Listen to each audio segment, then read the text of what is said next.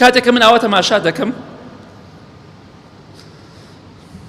چەندەها ئینسانی بەڕێز و خۆشەویست و ئازیز جومعەکانی پێشوو لەگەڵمان نابوون، ئێستا لەگەڵمانانی ڕۆشتن، هەندێک پارێکە لەگەڵمان نابوون، بەڵام ئێستا نەمان ڕۆشتن، دنیایان بەجێ هێڵا.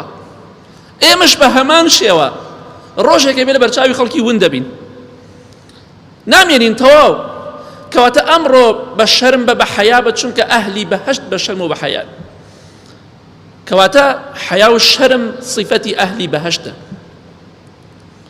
صیفەتی ئینسانی ئیماندار و خواناسە، صیفەتی پێغەمبەران بۆ سەلامی خۆیان لەسەر بێ، صیفەتی خواناسان و پیاوچاکان بووە. ئەگە تۆش بەتەمای لە ڕۆژی قیامەتە لەگەڵ ئەوانە کۆبیتەوە لە بەهەشتا، ئەبێ بە شەرم و بە حەیا بیت. ئەگینا خوای گەورە لەوان دوور دەخاتەوە، ئەتنێرێ بۆ لای ئەو کەسانی کە شەرم و حەیایان لەدەستداوە پەنا بەخوای گەورە.